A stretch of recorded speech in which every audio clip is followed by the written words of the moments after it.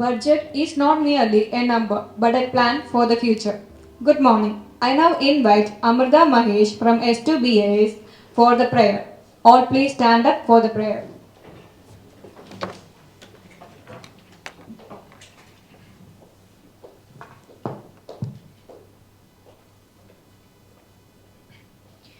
ഈശ്വരായെന്നെ നിൻ ശബ്ദമാക്കൂ ശബ്ദതരംഗീത ഗീതമാക്കൂ ഈശ്വരായെന്നെ നിൻ ശബ്ദമാക്കൂ ശബ്ദതരംഗീത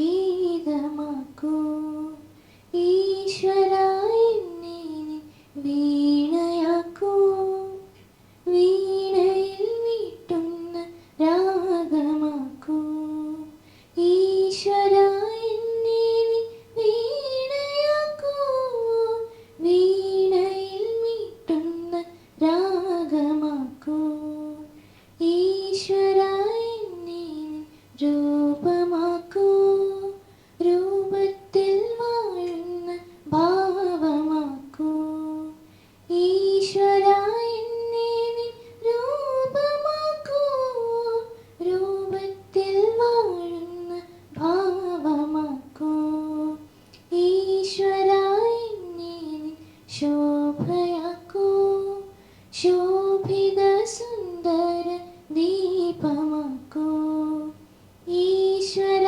എന്നെ നീ ശോഭയാക്കൂ ശോഭിത സുന്ദര ദീപമാക്കൂ.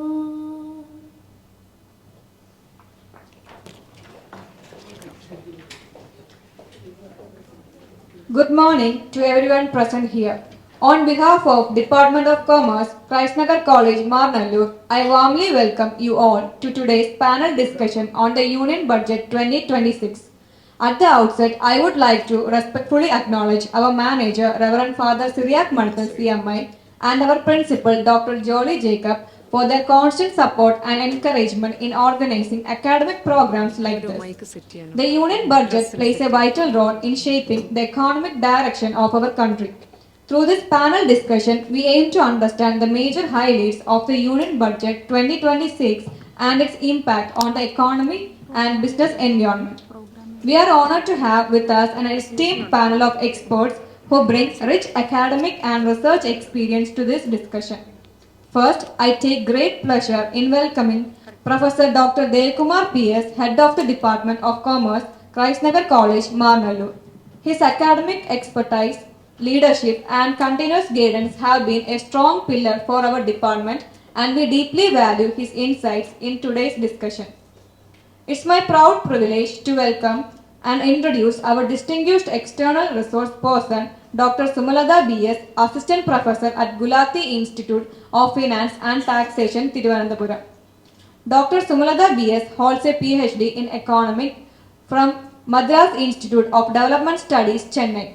Prior to joining GIFT, she served as Assistant Professor at the Central University of Tamil Nadu and as guest faculty at the Central University of Kerala. Her research interests include development economics, macroeconomics, agriculture economics, and contemporary Indian economic issues. She has published widely in reputed journals and edited books, present paper at national and international conferences, and has undertaken research projects funded by the National Commission for Women and the National Human Rights Commission. Her academic and research experience makes her an ideal expert to analyze and interpret the Union Budget. We also extend a warm welcome to all participants, including students of Department of Commerce as well as interested students from other departments. Your presence reflects your enthusiasm to understand national economic policies and financial planning. We are confident that today's panel discussion will be intellectually enriching and will provide valuable insights into the Union Budget 2026. Once again, I warmly welcome everyone and wish the program a grand success.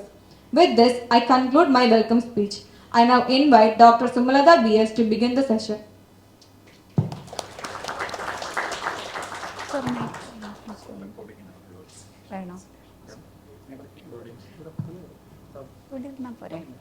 ഇവിടെ തന്നെയല്ലേ programme?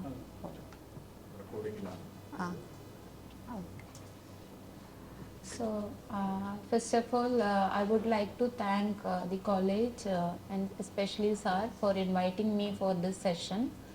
So, I'm very happy because first time I'm coming to the college and happy to see all of you youngsters, energetic students. And I come from Gulati Institute of Finance and Taxation. I am also very happy that Commerce Department in the in the college, we also have a program, PhD program in Commerce. We have 3 departments in Gulati Institute of Finance and Taxation. One is for economics, one is for commerce, and another one is for law. But at the moment we have PhD in commerce as well as economics. PhD is not started in law, and we work together. Like it is all our research works are I mean interdisciplinary oriented, basically in connection with commerce as well as the law. In public finance, as all of you know that it is not just linked to one subject. It is a mix of all subjects like economics, public policy, commerce, law. Just for your information, I am sharing this. So you will be connecting all these things when you study detail about commerce or public finance or any other managerial subjects. So all these subjects are very relevant as far as public finance is concerned. So we cannot look into public finance from one angle. For example, budget is concerned, it has all the dimensions. So economics also contribute for that, public policy makers also contribute, commerce people as far as corporate sectors are concerned, commerce also has a important role in that. So today I would be going to discuss about the union budget. So you know that we had first February 1st union finance minister presented the budget, union budget 26-27, and prior to that 29 we had the Kerala state budget, right? So every budget starts, before the budget starts, the government plays economic survey in the table. Like economic survey, you might have heard, right? Union government has economic survey. Similarly, state government has economic review. So before the state budget also, state government plays planning board. It is the state Kerala state planning board. They publish economic review, which is available online. Similarly, economic survey is also available in online. In my presentation I will show the details, because I don't want to talk, because I can talk union budget for the PhD scholars or seniors. Today I am not prepared for that.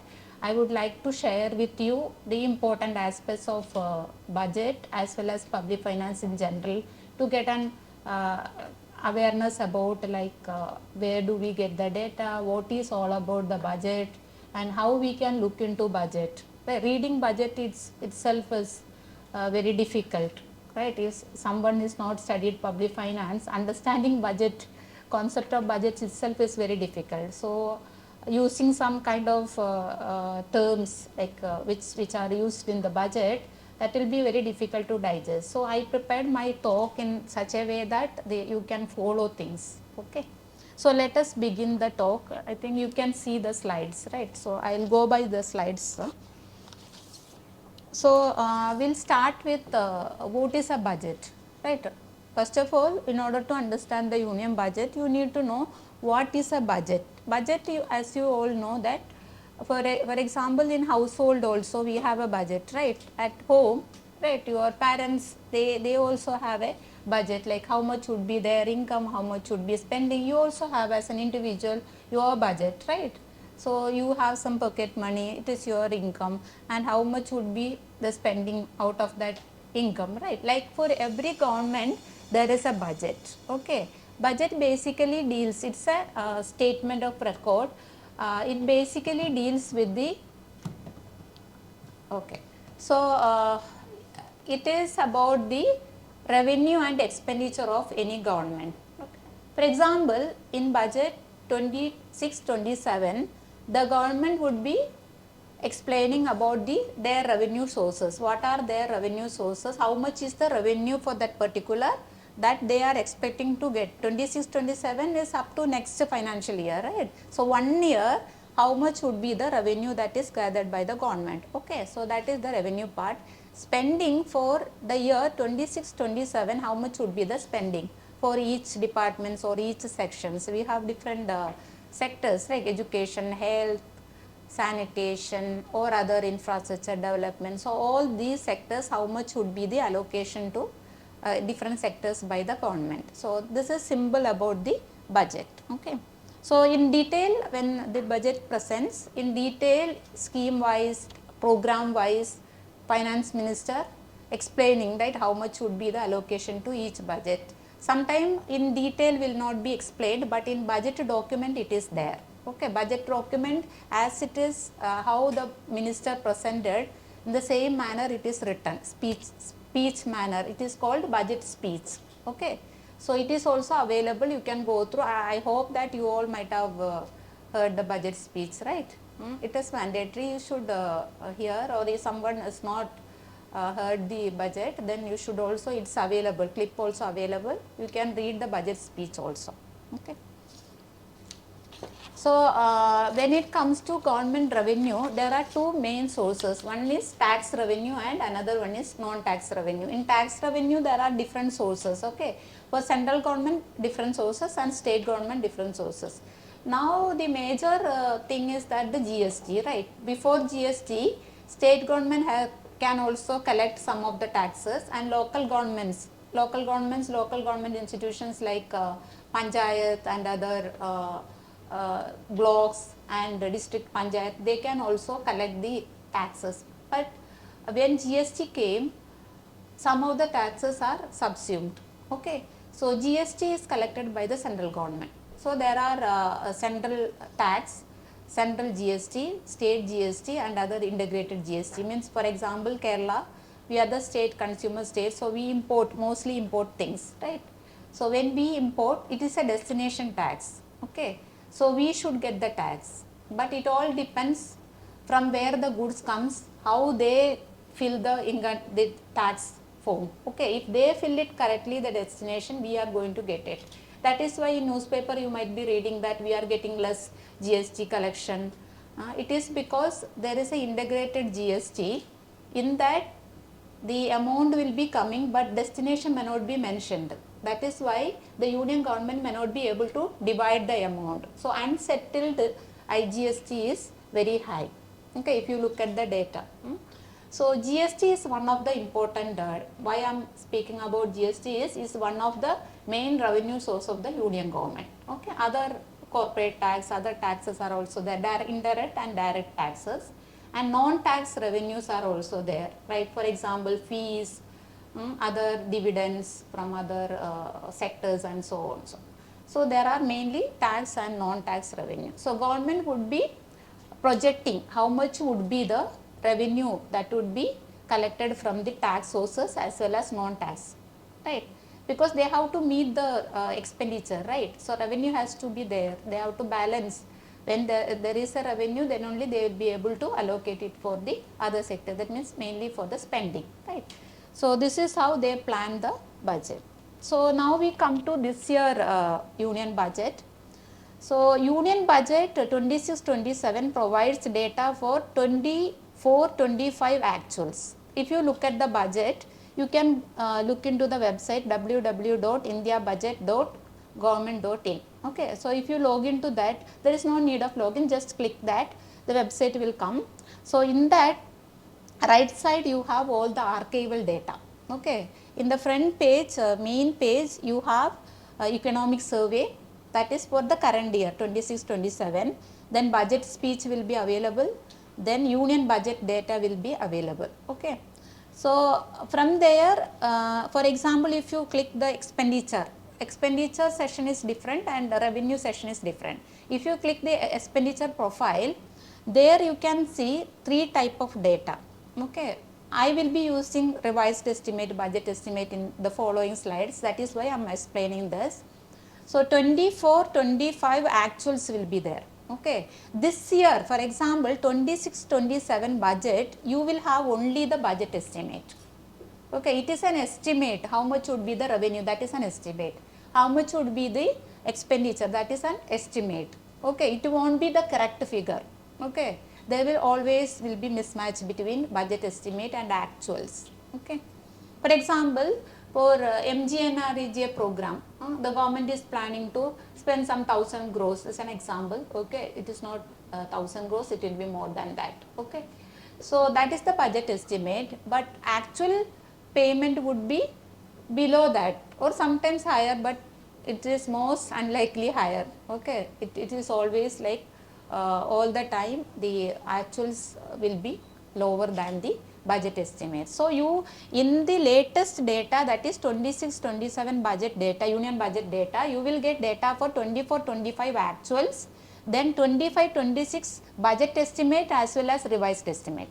Okay, when the 25-26 budget was presented, they had the budget estimate. Okay, after many months they will have a revised estimate. Okay, then they will get some more data, right, data on the revenue and other things. So they will have a revised estimate, and then finally 25-26 actual will come. Okay, that will be coming only in the next year. 25-26 revised estimate, budget estimate is available right now, but 25-26 actual data will be coming in the next budget. So you may be confused why 24-25 actual is given, 25-26 budget estimate is given, another revised estimate, which one I should take? Okay, which one you should take? You should take actual data. Okay, what is the difference between budget estimate and actual? Budget estimate is just an estimate. Okay, actual data is approved by the CAG. At the union government you have a CGA. Okay, Controller General of Audit India. Okay, CGA. At the state level you have a CAG, Controller General of Auditing. CAG and CGA. Okay, it is there in the slide I have mentioned. Public finance data. Next slide please. So you have for union government's revenue expenditure, you have Controller General of Accounts of India, that is CGA. Okay, which is under the Department of Expenditure, Ministry of Finance, Government of India. Okay, so they have finance accounts. When you go to the website cga.nic.in, this slide I will share with you. Okay, if somebody is interested. So you have a finance accounts page. In the finance accounts you will have only the actual data. Okay, that means at present we have actual data for 24-25. Okay, actual data will be available only up to 24-25 years. Okay, all the previous data is available in the previous session, but if you want to make any analysis, actual data is available only up to 24-25. Rest if you want latest, for example, if government ministry asks for any data, because they don't want 24-25 and they want updated data. For example, GST data means last month GST data, they need it. Okay, how much we have received from GST last month. Monthly data sometimes they require, or even the annual data they will ask up to 26-27 budget estimate. Okay, but research purpose we don't generally use budget estimate, because people will question us, it's only estimate data, why do you want to present it, right? So we use only the actual data. Okay, but for ministry, for policy purposes, we need the latest data. In that case we can use up to the budget estimate, that is 26-27. Okay, so union data is clear, right? You have all the data. So actual data is much more reliable, because it is accounted, it is already audited data. So there won't be any mistake in that data, audited. But budget estimate and revised estimates are not audited data. So it is only estimated data. So there can be changes in the actual in the following years when it gets published. Okay, so this is about the union budget data. All the budget speech, previous budget speech, economic survey, then union budget data, everything is available in the website. Okay, it's freely available, you can download. And when it comes to the state government, they have a similar account, revenue account as well as expenditure account. So there they have Controller and Auditor General of India, that is CAG.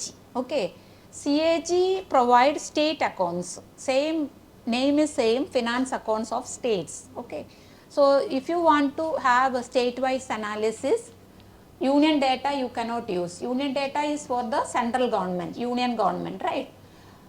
If you want state-wise analysis, you have to go to the state finance accounts, which is available in cag.gov.in.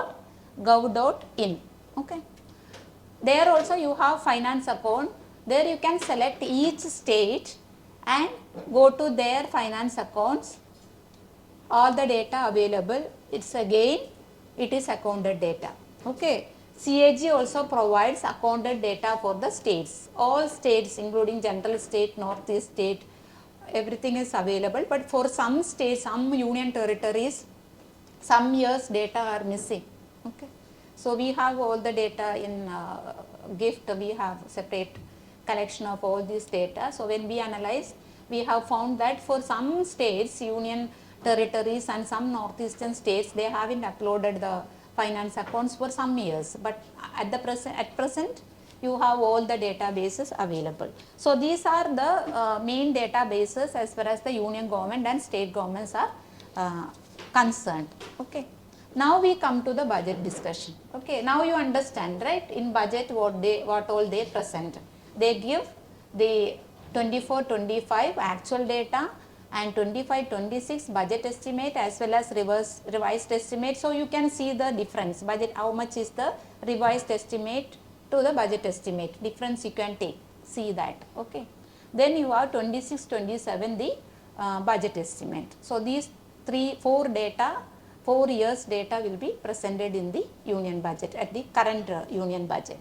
So now we will move on to the main focus of this year union budget. Okay, budget you can look into budget from different angles. Okay, so what I look at from the budget may be different from how you look at the budget.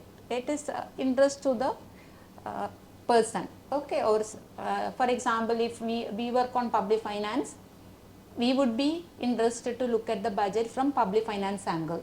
Okay, we always look into budget in that angle. For some institutions like Center for Development Studies, they focus more on development kind of studies. They may be interested to look at from the development angle, how much would be the funding allocation for various development activities and so on. So, okay. So, I will give you a brief about the focus of this budget, and then I will move on to the public finance angle of the budget. Okay. So, as you might be aware that this budget, every budget they come with different agenda, right?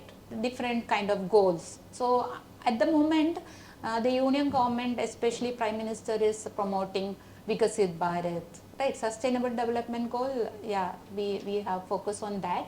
And apart from that, the main the growth agenda is the Vikasit Bharat, right? So, development of the economy, that is the main goal. As the goal, the Vikasit Bharat is concerned, so this budget promotes 3 kartavyas. The finance minister specifically call it as a kartavyas. So, one is accelerating economic growth, second is fulfilling citizens' aspirations. This is just repetition of what presented in budget, and the third is ensuring inclusive development.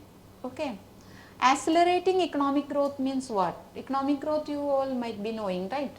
Growth of the economy. So, there is a distinction between growth and development, like which one is more important, whether we need growth first then development, or development first then growth. There are debate on growth versus the development by Amartya Sen and Panagrya, right? So, he is the current Assistant Finance Commission chairperson. And the Sen and his followers argues that development is more important, right? Development leads to growth. But the other category feels that growth is important. Growth will trickle down to development. When we grow, as we grow, development will take place, right? So, development economists, they don't agree with that. They agree with the thing that development leads to growth, right?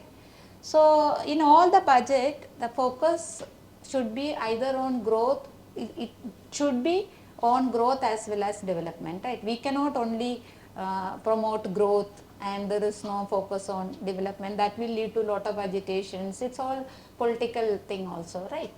So therefore, the government purposefully they have kept accelerating economic growth, fulfilling citizens' aspirations, right? Their role, like what would be the aspirations of the people of the country, right? When the Prime Minister many times he has mentioned that uh, when India grows, states grows.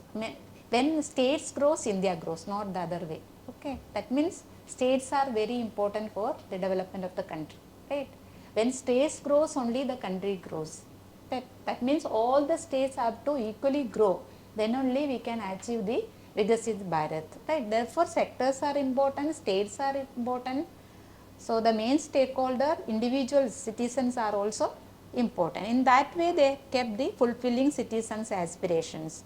Then ensuring inclusive development. Okay, inclusive development means inclusion of everyone, each and everyone in the development processes, right? Inclusive development is a main concept that has come in the 11th 5-year plan, but now that 5-year plans are not there. Planning commission has been abolished, right? We don't have a planning commission anymore. We have only Nidhi Ayog. Nidhi Ayog is not a it's not a constitutional body, right? So they are not doing the purpose of what earlier planning commission did. So these two are different. So now we don't have planning commission, we have only Nidhi Ayog. Okay. And the state, state also they forced to dismantle, but some of the states, especially southern state, they have opposed. They have the planning boards, okay, state planning board. Some states is called planning commission. In Tamil Nadu, they have planning commission.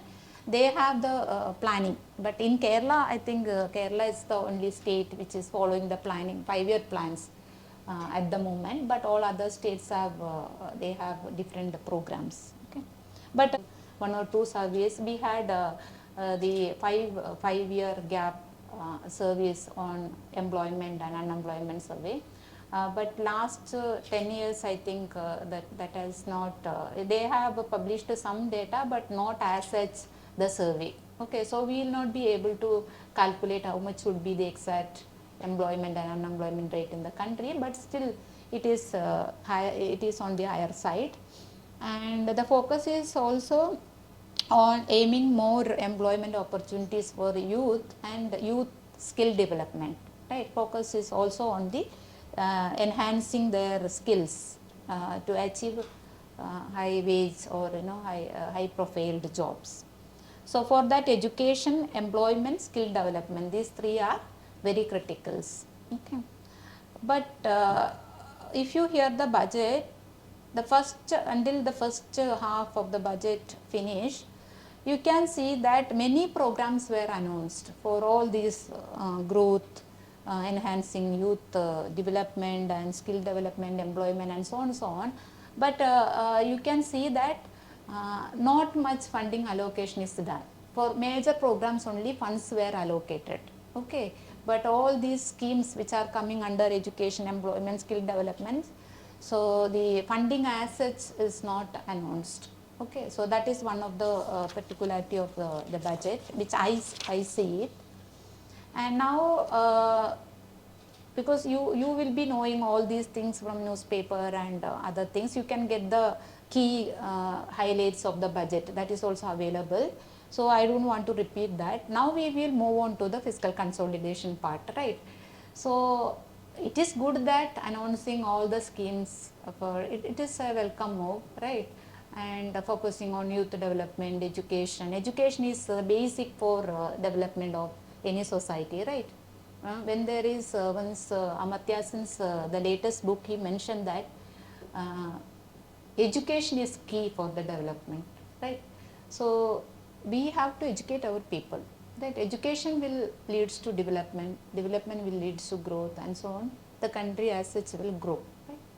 So it is good that all the schemes have been announced, and what is more important is how government is going to spend on this. Spending is very important, right? So spending leads to development, right? When we spend, there will be multiplier effect. We call in economics, I don't know, you know the term multiplier effect.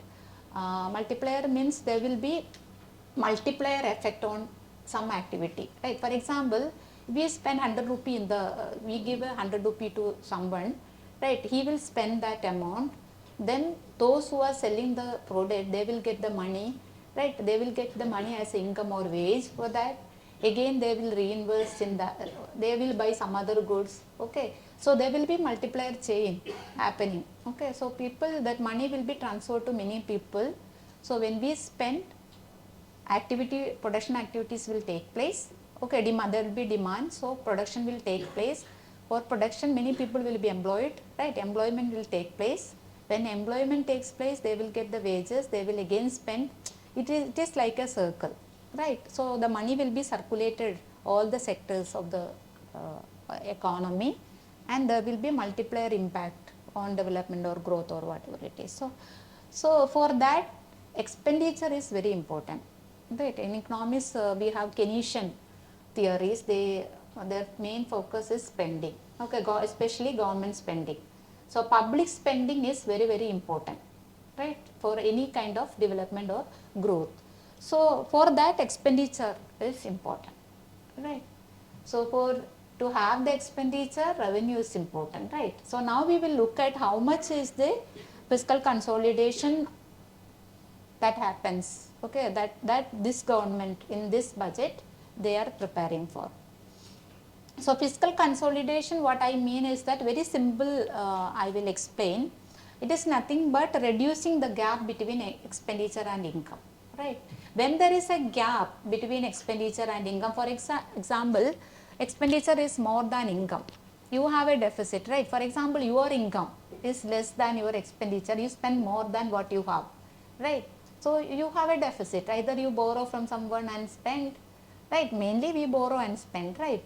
So that the gap between expenditure and income, that is reducing that gap, is called as fiscal consolidation. If government goes for fiscal consolidation, means they are planning to reduce the gap.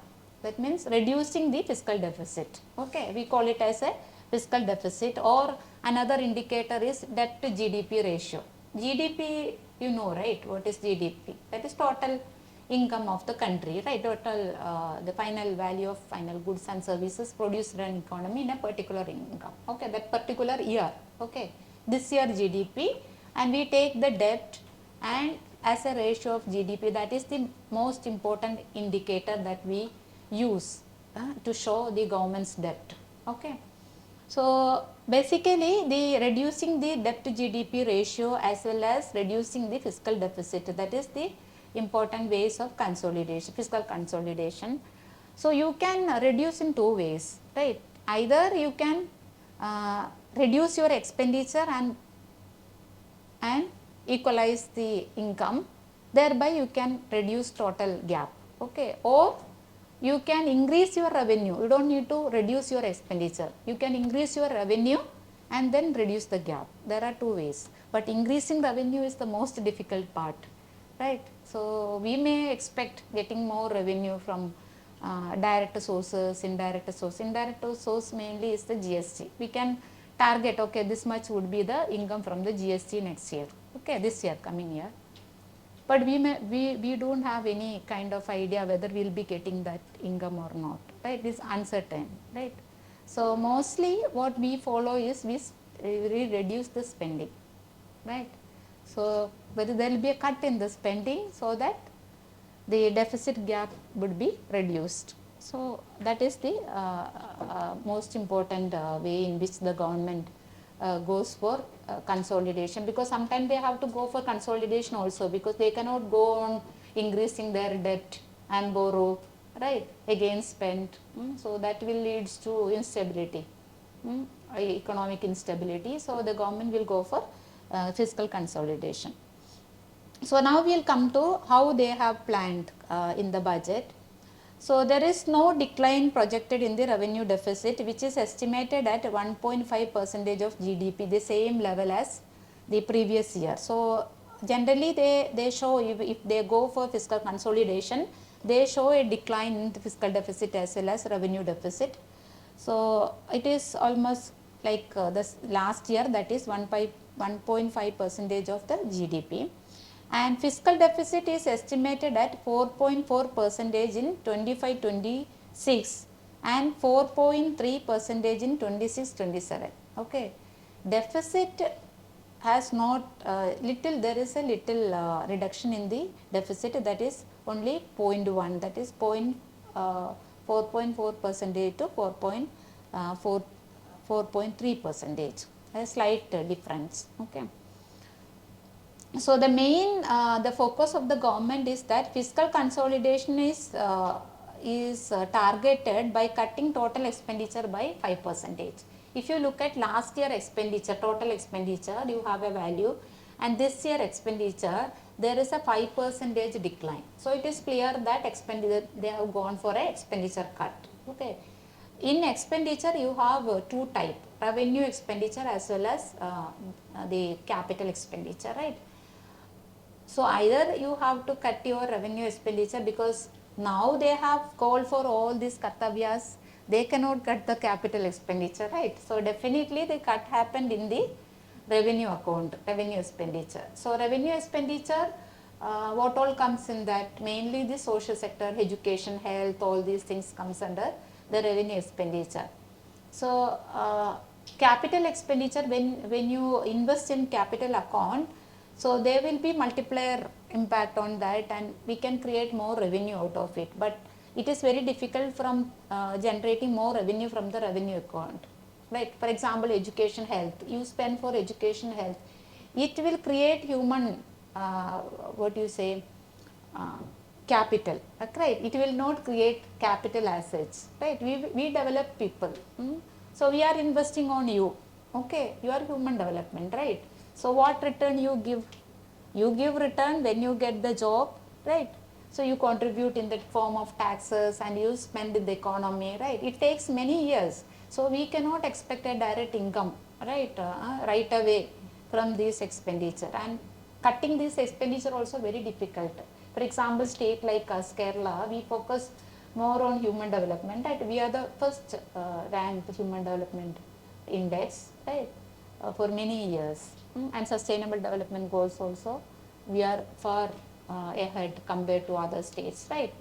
So why? Because we have this much progress. It is a historical. We have a Kerala model of development starting from 1960s and 70s. We spent, our focus was more on building human capital than industry or other sectors, right? Right now also we are following the same path, right? That is why we have high deficit. Revenue deficit is one of the highest, right, in the country. For state like us, not only our state, but Punjab, Haryana, then West Bengal, all these states are deficit states.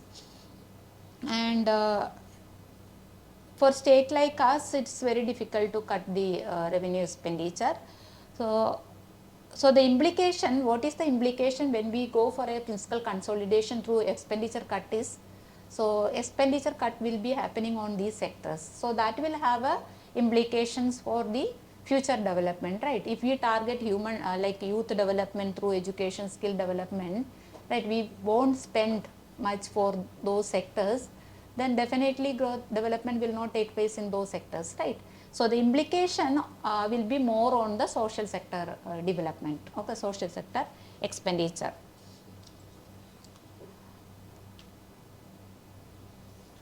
So if you there is an increase in the capital expenditure, but if you take the proportion of GDP, there is not much increase in capital expenditure, right? As we grow in proportion to our growth, capital expenditure is not that very high. Okay, so either the expenditure, the revenue expenditure or the capital expenditure, there is not much hike like that is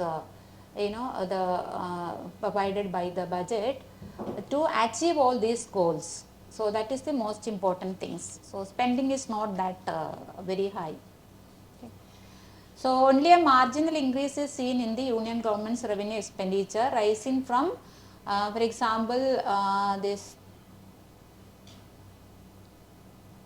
Yeah, 39,44,255 crore in the 25-26 revised estimate to a slight increase, okay, 10 more crore in 26-27 budget, a growth rate of 4.5 percentage, okay.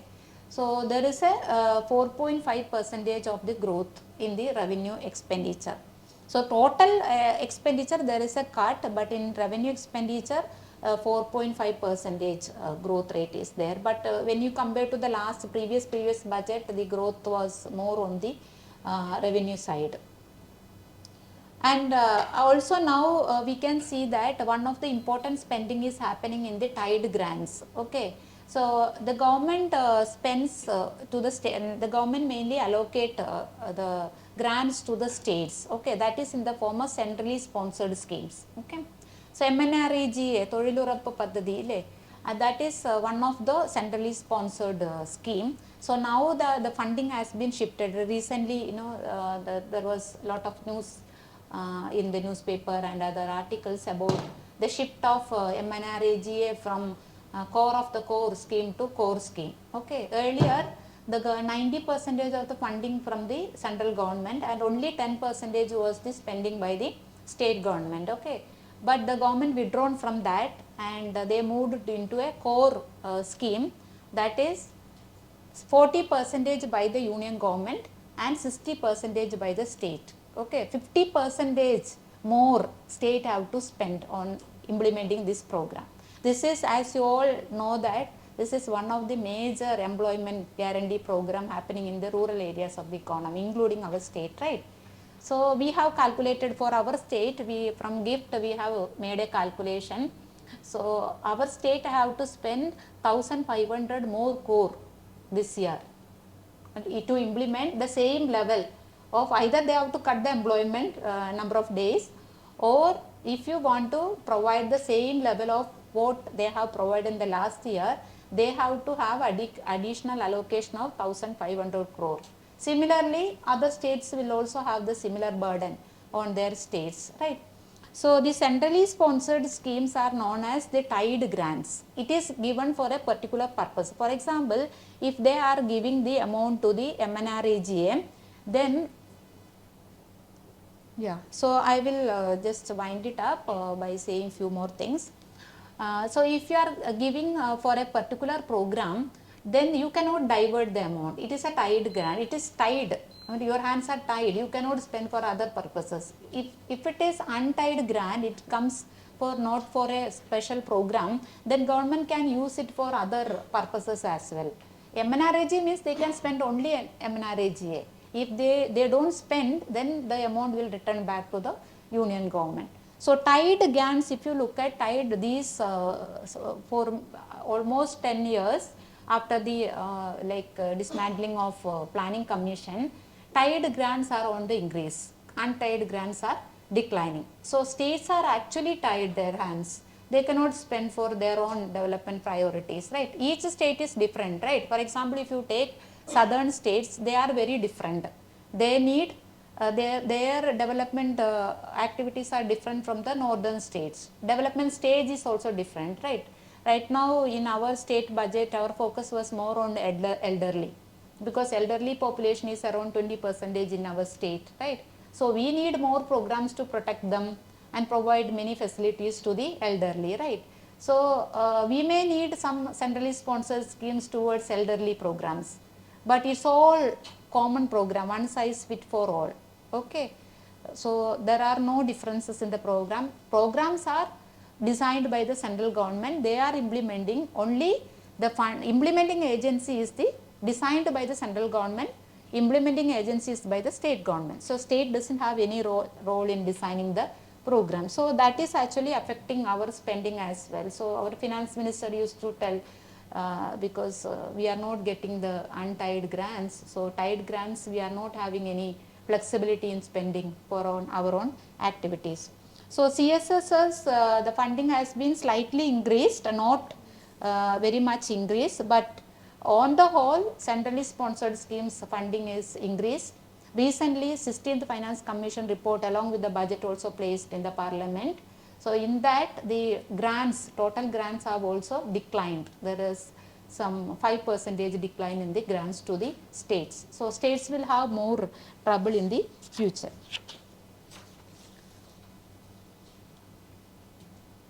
So similarly, if you look at the revenue side, these are about the expenditure. If you look at the revenue side, there has been a fall in the revenue that is projected for the 26-25 budget. For example, negative 2.0% decline is seen in 25-26 budget, and in the following budget also 26-27.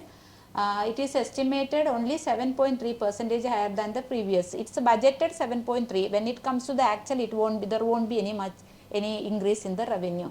So there is a expenditure cut is seen in the budget, as well as not much growth in the revenue also, right? So in this form of fiscal consolidation, how are they going to spend on all these activities? Like 1 hour finance minister presented the budget, right? Throughout the period of budget presentation, many schemes were introduced, and some of the schemes were already existing and continuing. And how are they going to spend for these schemes that are going to be implemented in the coming years? So that is the main question. So we have to, because we have looked into total revenue and expenditure, but each of the component we have to see that how much is the increase projected or decrease in the revenue, and in that kind of analysis will tell us like where they are going to get the revenue and how much they are going to spend, right? So these are about in short about the budget. Now I will just spend 2 minutes for 16th Finance Commission report.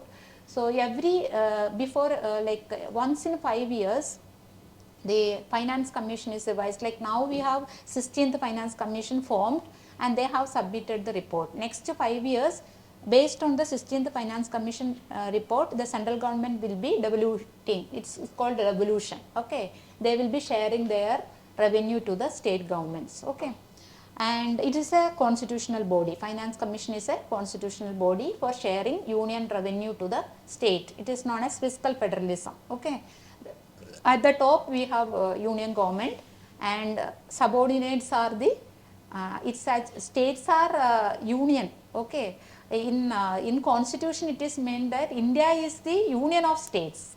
Okay, India exists when there is a union among the states, but actually what happens is that union is not anymore seen practically. It's like because they are the main the kind of federal. India is a federal country, and we are the, each state is behaving independently because of lot of political, social, economic factors. So if you look at the constitution, there is no word like center. So most of the time we don't use central government. There is no word central. It's union. It's union government. Okay, union of states, that is union government. Okay. So states are also very, as far as federalism is concerned, states are very important, right? They should also be consulted for designing programs and other things, right? When states grow only, the country grows, right? But that is not cooperative federalism is in practical, it is not happening. It is actually competitive federalism is happening. Each state is we are also competing, right? We are presenting our revenue, expenditure and development. We are highlighting our development and showing, and all the states are also competing to get the funds, right? So in practical this is not happening. So if you look at 16th Finance Commission horizontal devolution, so they haven't increased their tax devolution. It is remained as 41. In 15th Finance Commission also 41% of their divisible pool. I am not explaining that words and all will not be digested to you. It is from the revenue account, the revenue account of the union budget. They have to devolve 41% to the state. Okay, whatever the revenue the central government gets. Okay, it includes the tax revenue and other income tax. It will not come to the divisible pool. Whatever the revenue except surcharges and cess. Okay, surcharges, cess are the the duties that is charged for specific purposes that is collected by the union government. Okay, for example, education cess, health cess. Okay, if they collect education cess, they will be spending that only for the education sector. Okay, they cannot technically they cannot spend it for other, but some time back we have done a study on taking various sectors and seen that how much is the surcharges and cess collected for that particular sector and how much is the union government spending on that sector. So we found that there is a huge gap. So whatever they get in the form of cess and surcharges for the education, for example, education sector, they are not fully spending on that particular sector. Okay, if they spend fully for that sector, sector will be grown much, right? So that is not happening. So we don't have any account of cess and surcharges collected by the union government. Okay, it is separately, it is not coming under constitutionally, it is not part of the divisible pool. Divisible pool means the one which we can divide into the state. Okay, so that is not part, that is actually coming, cess and surcharges are coming 15% of their income, union government. So 15% gone, right, remaining only the divisible pool to the states. Okay, from there only 41% are sharing to the states. Okay, that is in the form of tax. Okay, tax devolution is through the finance commission and finance commission also gives some grants. Okay, so that is it is known as statutory grants or finance commission grants. What I have just now talked about, the centrally sponsored schemes, it is not through finance commission, it is directly from the central government through various ministries. Okay, that is spent on the states, that is separate. So the finance commission follow different criterias. Okay, based on that they allocate the amount. So this year they followed population, they gave weightage, that is 17.5%. Demographic performance, demographic performance means the child birth rate and means progressive states. For example, those states which reduce their population and show better demographic indicators, for those states 10% will be given, and area 10%, forest 10%. One important aspect in this year is that this commission is that they have included one component, that is contribution to GDP. Okay, that was not there previously. So this is one of the important thing, the state's contribution to the total GDP of the country. Okay, states are also contributing, right? So that was not given weightage in the previous commission. That is why in Kerala, if you see Kerala, Karnataka got this much, this finance commission higher tax share. Okay, compared to the 15th commission, total share is not very high, but the difference compared to the last finance commission, this finance commission, so Karnataka is the top, second is the Kerala, because of this contribution to GDP, that is positively, because performing states should also be rewarded, right? So we are giving more fund to the states like UP, Bihar, they should be given more because their per capita spending is very less, because most populated states.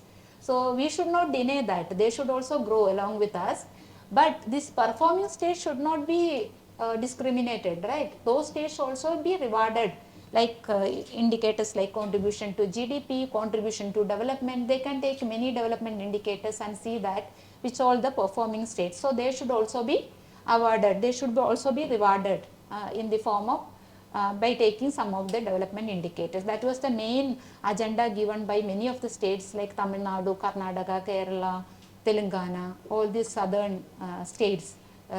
They gave representation to the 16th Finance Commission for developing, but they have not taken all the criteria. Luckily, they have included contribution to GDP. So that is the most important. But this time, earlier in all the earlier commissions, they have given revenue deficit grant. Those states which are having revenue deficit, those states will be getting some revenue deficit grant. Okay. So if you take one example, I will give you Kerala alone. Okay, last year, last finance commission, that 15th finance commission, the total revenue deficit grant was 60% of the total grant given to Kerala. Okay, 60% alone revenue deficit grant. This year, no revenue deficit grant, not only for Kerala, All the state they have in the 15th Finance Commission itself they have mentioned that they are not going to give any anymore. But states have demanded it, but none of the states got revenue deficit grant. It is completely they have this paragraph is exactly I have taken from that. So they have they are not giving any more revenue deficit grant. So we will have a 60% decline in our grant. Okay, if the same level, maybe inflation is there, right? More decline will be there in the grant. That is one of the though we got highest tax share, the grants have declined, so it will offset the increase in the taxes. So we are not, our state is not going to get more from that. Similarly the other developed states also. Okay. So now coming to 16th Finance Commission and Kerala, with the change in the devolution criteria and weights by the 16th Finance Commission, Kerala's horizontal share of tax has increased from 1.9% to 2.38. In 15th Finance Commission, it was 1.92%.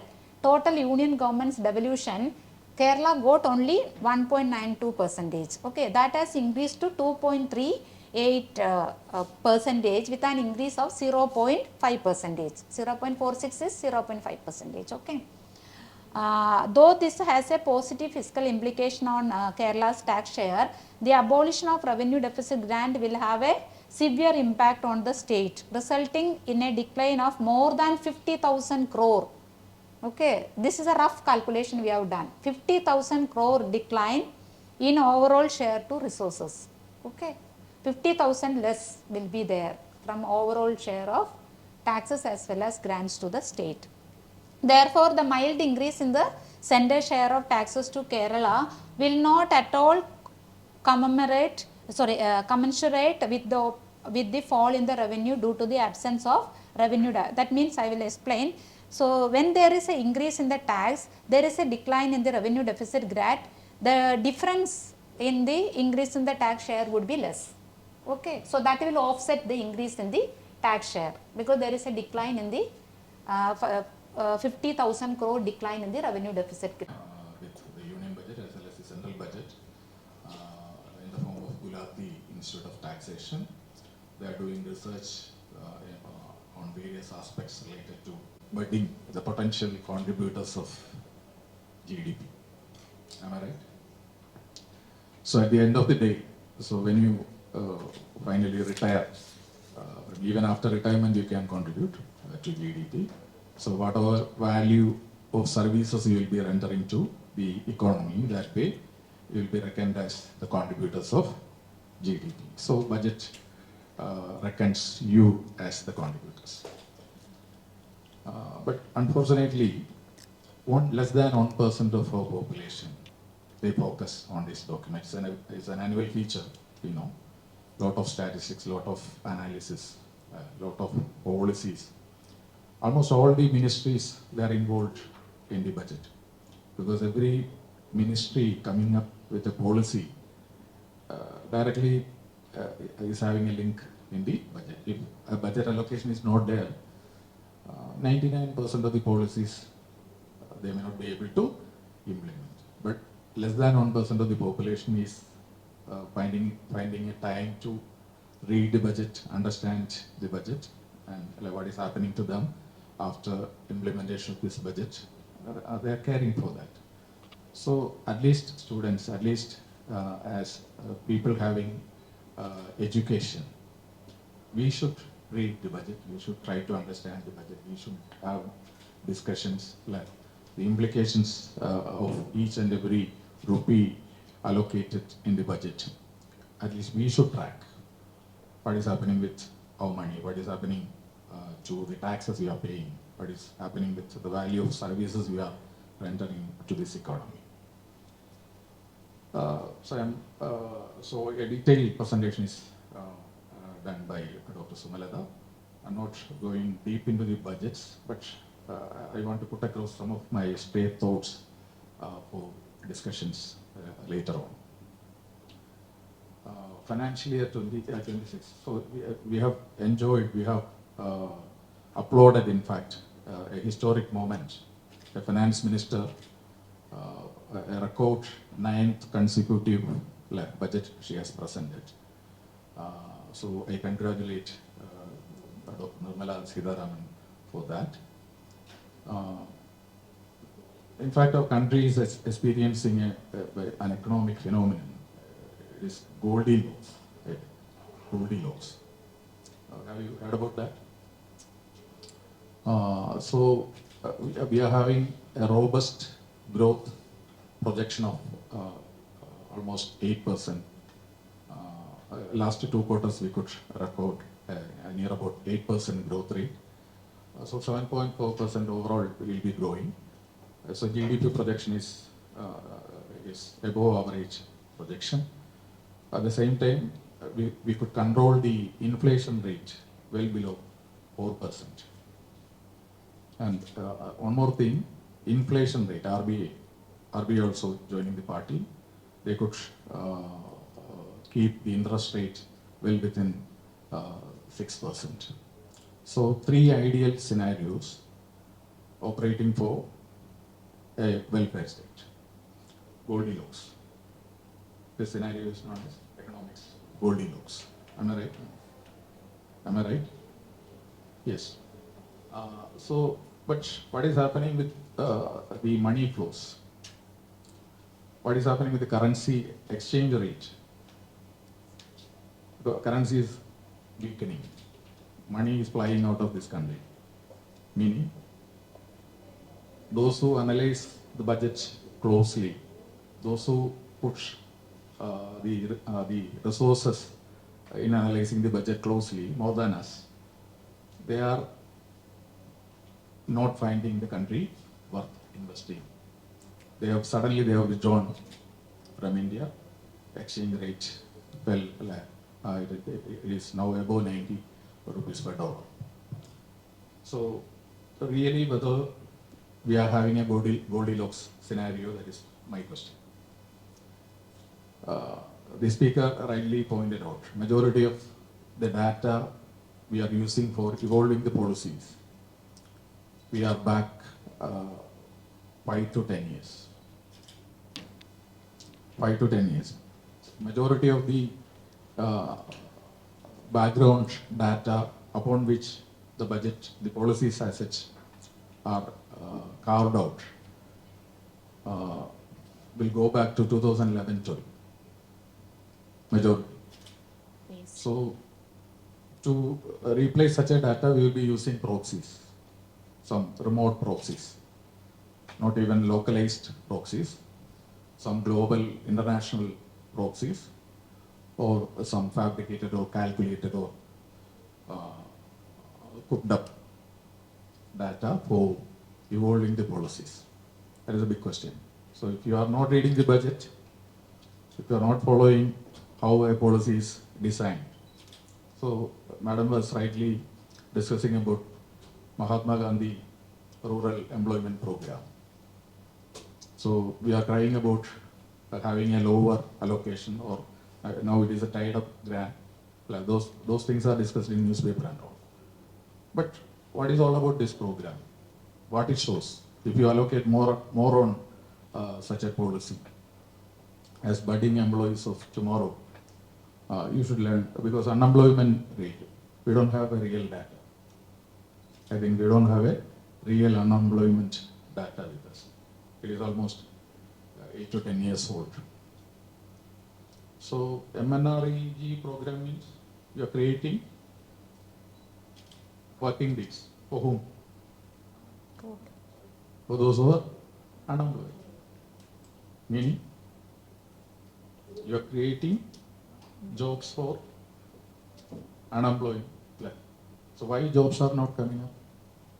Because we have capital expenditure. So jobs created by capital expenditure. When you allocate your funds towards capital expenditure, there comes employment.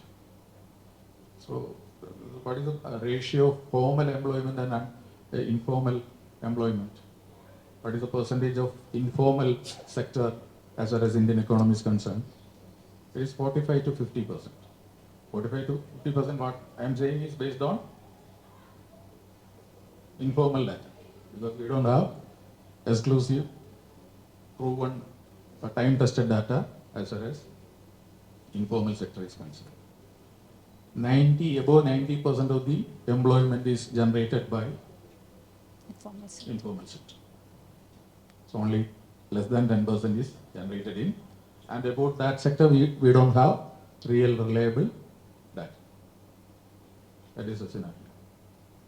And IMF last month they have given a grade for the data quality of our country. Do you know what is the rate? It is C grade they are giving to the data quality, the quality of data our country is. We have a number of agencies which are into collecting data, processing data, analyzing data, like National Statistical Organization, CSO. CSO, Central Statistical Organization. Big data analysis lab. Our students, they are learning, studying.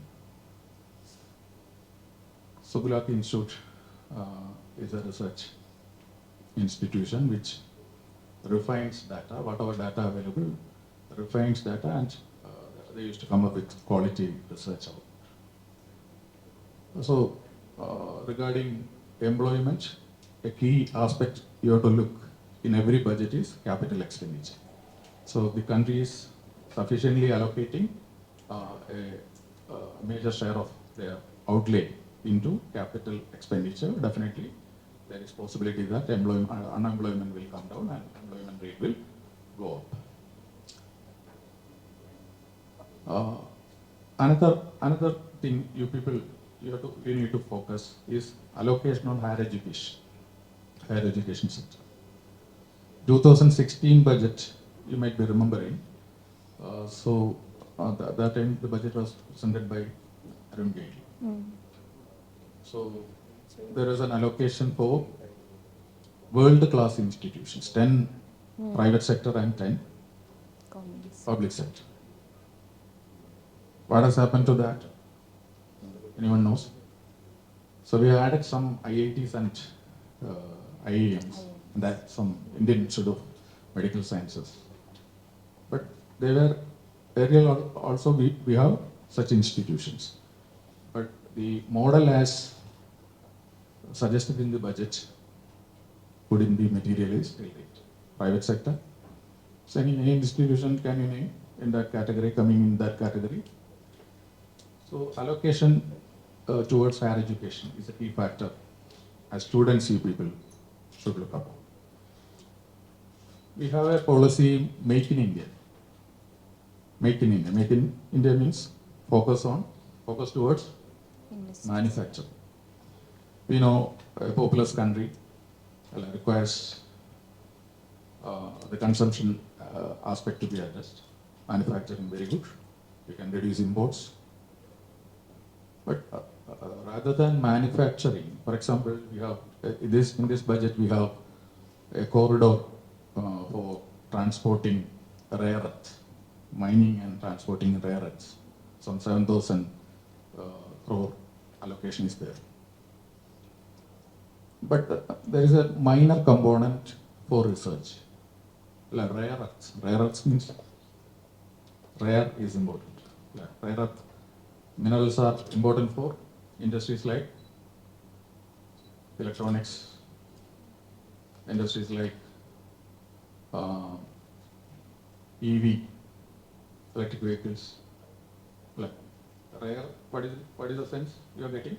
It is rare. So the kind of value enrichment you want to ensure for a rare item, like it is key. So majority of the funding, whatever funding you are allocating, it is okay, but majority of the funding should go for research. Otherwise, you will not be able to utilize the scarce resources, the productive manner in which it is to be used. So another key aspect, every one of us who are into higher education and all, we should focus is the allocation towards R&D. Unfortunately, we are not having a head like that. Any analysis you see, R&D may be a component, a subcomponent in a major head, but R&D as such is not a component. R&D should come first. China and all very high. China and US, why they are at the top, and 2047 because it Bharat, we are saying, by that time China and US will be, Already. you can imagine that. So R&D makes the difference. Instead of make in India, it should be invent in India. That should be the focus, because we have quality human resources here, but we are not having quality education institutions here, research institutions here. We had established that from scratch, I think. So that a research culture should evolve. For that, quality data we should have. So that is another aspect as students you need to focus upon. So whenever you get an opportunity for higher education, choose a course, a program which will lead to research. Because that way you can contribute to a greater, the kind of value addition, value enrichment, the potential that is there. We are in fact not adding any value. We are simply like a lower intensity value only you are adding, means you are wasting the resources. So before 2047 we can achieve this Vikasit Bharat. We can sufficiently invest in, allocate your money in R&D, research and development. For that, infrastructure needs to be developed. Like that, education institutions are to be established. Faculty needs to be trained, because with whatever kind of faculty you are having, may not be able to deliver the desired outcome. Projected debt to GDP ratio and all, you might have understood. So, deficit financing, whether it is a good tool for development, deficit financing. So your income is short of your expenditure. So you will borrow. But that borrowing should be for capex, capital expenditure. Because capital expenditure only will generate revenue. With that revenue only you can repay your debt. So if you borrow more, means you will invest more in capital items, infrastructure. It will generate more revenue, more employment. More employment means more revenue. Okay, that chain will take care of the repayment. But unfortunately, many of the states, Union I am not saying, many of the states, they are borrowing for meeting revenue expenses. That way you need to have an analysis of every budget.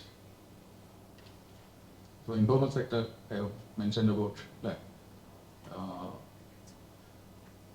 above 90%. They are 93% of the total enterprises are falling under informal sector. Only 7% is in the formal sector. Then data quality also I have mentioned. Another major highlight of this current year's budget, and as an example you can take, it's about enhancing the taxes for F&O, futures and options. Commerce students, management students, they will be understanding. F&O, futures and, it's an investment product. This product, in fact, it was originally designed to increase liquidity in the market. Liquidity, required liquidity, because when you invest money in equity of a company, you need to wait till the winding up of the company to get back your capital. But if you want your money back before that, you have instruments like that. You have the secondary market, and to support secondary market, products like futures and options are introduced. And the current year, the STT, security transaction tax, by way of whatever Union government was levying, they have multi-fold increase they have recommended in this budget. Reason, this activity leads to speculation. So liquidity is a positive thing, speculation happens to be a negative aspect. But you know, less than 10% of the population, they are participating in the capital market, a country like India. In the case of US, it is nearly 70%, 70. So you can identify the difference. So less than 10% participating, and you are bothered about the speculation. Okay. So you need to introduce measures to bring more people into the market as investors, not as speculators. So by doing that, you can rebalance the excess speculation that is available in FI. So real investors coming, more investors coming into the market means this kind of speculation will be justified. But instead of doing the other thing, we have curtailed, like whoever is, because profit is the reward for risk. Like, as commerce students, you may be knowing, profit is the reward for risk. Speculation involves risk. Like, they may be making a profit out of that. If you want to curb that first, like by not inviting more people to join the capital market, our capital markets will be dominated by FIIs, what we are experiencing nowadays. They will come, they will invest, they will make money, like at the expense of this less than 10% people, like otherwise investing in our markets. So these are having long-term implications. So unless you invest sufficiently in R&D, sufficiently in higher education, sufficiently in human capital means you cannot you cannot transfer money directly to individuals' accounts. You have to provide employment. They have to contribute towards the development of a country. So, keeping the unemployment rate well within control. A populous country like India, otherwise it will be a costly era. 2047 will be subsequently will be revising that 57, 67 like that. So 2047 you will be peaking in your careers. So I wish you will enjoy 2047 in all spirit. Thank you. Thank you for giving me this opportunity. Now I think the forum is open for discussion. Thank you, sir. Now the floor is open for discussion. Participants can ask your questions about union budget. So my name is Neha Fatima. I am a STUBB student. So my question for you is that Kerala is known for its marine and rural continuity or community. In 2026 budget, Kerala's rare earth industry has been concentrated. So how will Kerala benefit from sacrificing Kerala's marine and rural areas habitat? It's more like, should it be concentrate or promote industries which are neutral or in Kerala's existing economy like tourism, agriculture, education, etc. We'll collect some of the questions.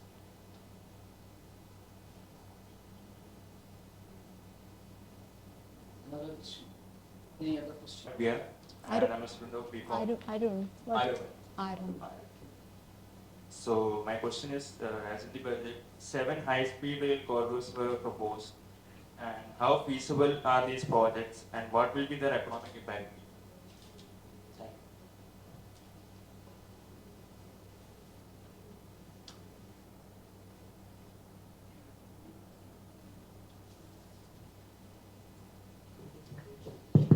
Okay, hello ma'am. My name is Romeo and I'm from the BBA department, second semester. So, what are the possible risks or challenges in implementing the major announcements of the budget for 26-27? Any specific allocation you want to focus, or as a whole, budget as a whole? Education. Education. Good evening, ma'am. Yeah. Myself Sushant from BCom S2, Base 4, sorry. My question is that how would budget evolve in the next few years to better innovation, jobs and sustainable growth?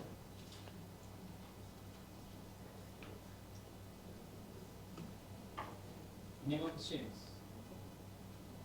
My name is Blaisna Joseph from S2 BBA. So, how does this budget prepare India for an AI-driven and automation-heavy job market, especially for Gen Z entering the workforce? Thank you, ma'am.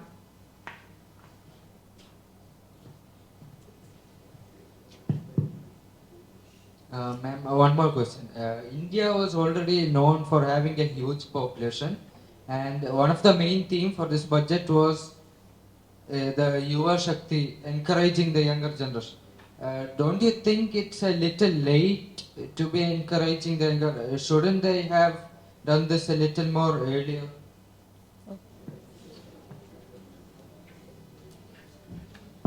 Okay. Okay. Let me respond. Okay. Uh, First of all, I'm very happy that I think I have received 6 questions and you are interactive. Uh, it is not that what you ask is important, you are asking, that is more important.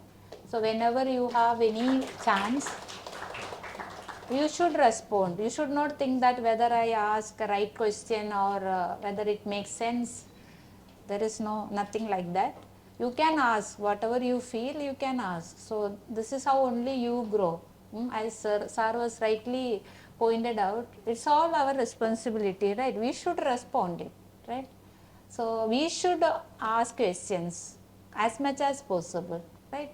Asking more questions only will lead to actually thinking about the thing, or like understanding the thing. We will be able to know like what we speak for. And for example, budget is concerned, we should try to understand what is budget, how they are allocating. And for example, 1000 crore is allocated for a program for a particular year, whether they have utilized it, what is the outcome of that, right? So in that way, questioning only help us to know, right? We are a highly educated state, so we should question whether it is state or a union government or whoever it is, right? Our teachers also, we are also learning process, right? Most of the time we get good questions and good thinking process from our students, right? Some of our students, when they make presentations, they prepare well, and they have a very good thinking process, thought process, right?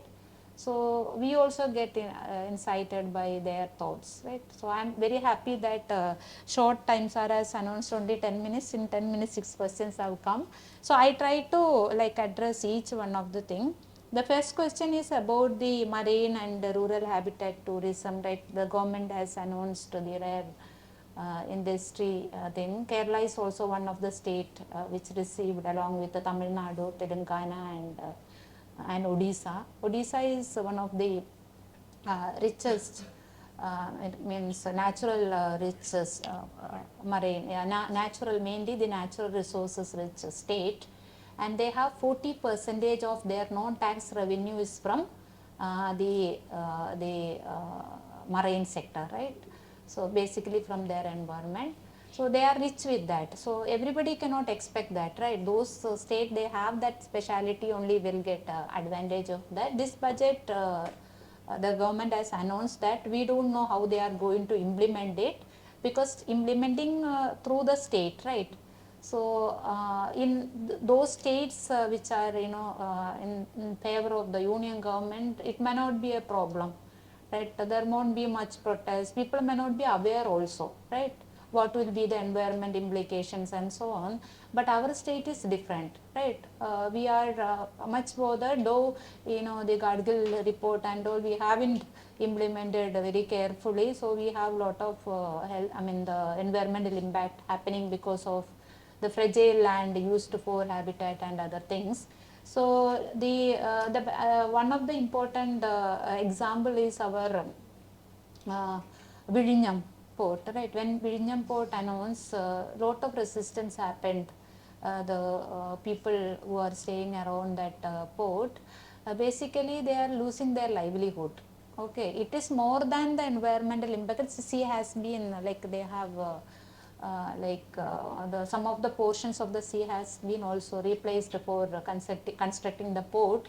But more than that, the people who were staying in and around of that place were replaced, and their livelihoods have been affected, and employment have been affected. But the port tried to give some portion of the employment to the people who are recently we have visited the port. They were explaining that some of the people, majority of the people who are working inside the port are from the local area. They gave first preference to those people. Resistance will be there, but more than the livelihood, environment impact is very, very important, because livelihood they can replace in other places, and they can give employment opportunities and education, other facilities to the people for their betterment. But environmental impact is very, very important. So we really don't know how they are going to implement it, and which all area they will be selecting, right, throughout the state, which all the area will be selected, and how will be the resistance from those people. So once they start implementing, and there will be environmental analysis also before environment clearance has to be there. So I think in that way state would be managing to implement the program. So we don't know, but as you suggested, the tourism is one of the important. But this year, unfortunately, not much announcement on the tourism. But state is focusing on developing more on the health and other type of ecotourism things and all. State government has taken some initiative as part of the state budget to improve the tourism sectors in that way. And also, as far as the tourism sector in the state is concerned, so whatever be the famous places, like people are, some of the studies, the recent studies are showing that that is actually overuse of the population in those places. So we have to find out the new areas of tourism also. In some districts, there are places which are not known tourism places. So government can focus on those areas without any environmental impact and develop those areas, and they can increase their revenue out of the tourism. That is a very good question. And the second question is about the high-speed trains, feasible and environment impact. This is actually one of the area where a lot of debates and discussions, because state government also proposed the K-Rail like in the last budget, but union government has not given any clearance for the K-Rail, and that project has not been started. And this time we have requested for high-speed trains, but not much announcement on the for state, other state, the announcement for Tamil Nadu and other states is being announced.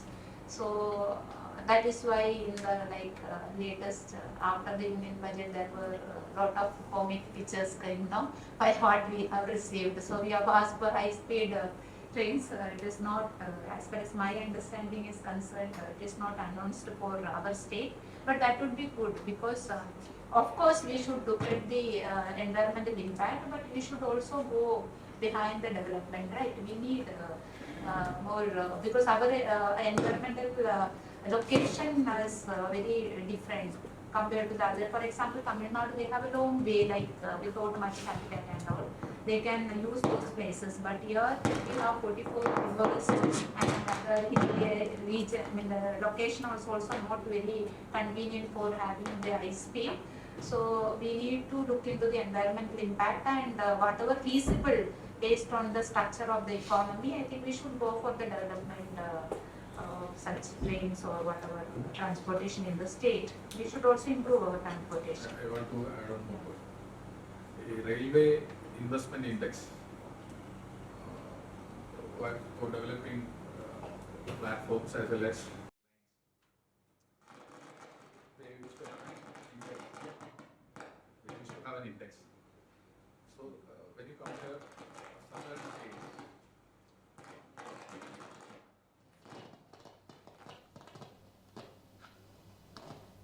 Kerala records a very low rate.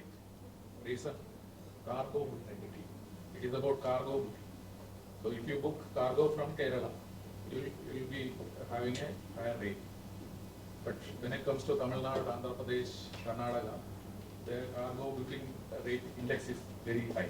So railway will be interested in investing in such states.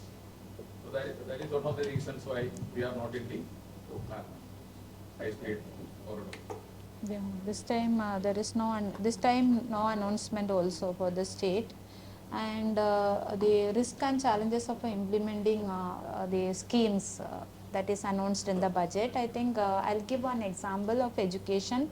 So education, several schemes have been announced, but if you look at the education spending, don't much increase in the education spending. So how are we going to implement, as sir was also rightly pointing out, how are we going to create employment, educational opportunities, and followed by the employment opportunities to the youth. So that is, there is no clear indication in the budget regarding how they are going to implement these programs. So how would be the budget in the coming years for sustainable growth? So I think the target is very good, right? We target for Vikasit Bharat the 2047 Sustainable Development Goals 2030 and so on and so on. Many goals have been targeted, but practically achieving those goals, that is very important. The budget should also be the practical, right? So there is a huge difference, as I was mentioning, the budget estimate as well as the actuals.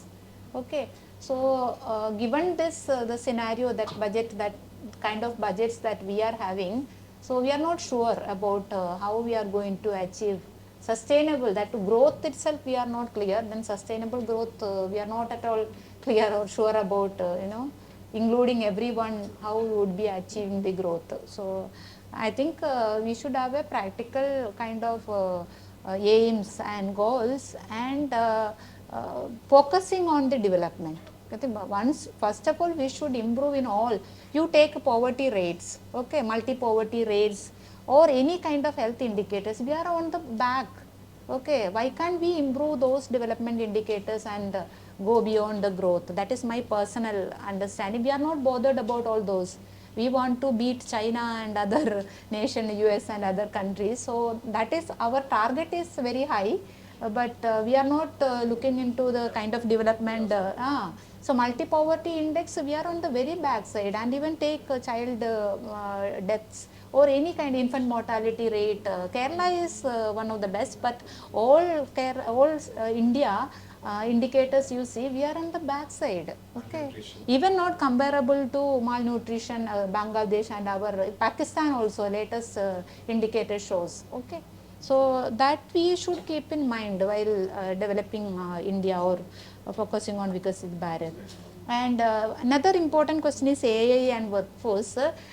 In one place in the budget document, AI, some universities will be transformed for AI education and AI sectors. That is being mentioned, but not much focus on, as other countries, China and other Western countries are. They are more onto the AI development. China is the best example, spending lot on R&D on AIs. So we are not on the track. We are not, because I don't know, because we need enough money R&D for developing AI and other sectors. That is most important. It will be replaced the employment, right? How it will be going to impact most of, now USA, one of our friend was saying that, their AI has been started, they replacing, started replacing employment, and many of us will be lost. Many of the Indians are working, including Malayalis are working in those countries. So we will lose the job, and who will give jobs to them? But we are not able, in the country itself, we are not able to provide employment. So we have to very right now, I think we are too late to think about AI and other development. And India is a country of huge population. Yuva Shakti, that is this year budget focused on, it is too late. Last year also there was some mention about the youth employment and other thing in the budget, but we are not using the potential that we have. Right, youth population is very high in India's demographic total population. So we are not properly utilizing those population. Like now, China is also, they are going for more children, because they are, they're on the decline, the youth population, and many of the developed countries, including Germany and all, Japan, all those countries, because they depend on other population, because elderly population is very high. So we will all, slowly we will also move on to that side. So this is the right time for our country to tap the potential of the youth through their employment, education and skills, right? So we can serve better, the human capital to other countries as well. So that is not being addressed highly in the previous budgets as well as in the this year budgets. I think 6 questions are there, and good that you have listened and you try to think through the budget. So nice. Now I invite our manager and director, Reverend Father Siriak Marathal CMI, to present a memento to our esteemed chief guest, Dr. Sumalatha B S, as a token of gratitude. Thank you, sir. Thank you.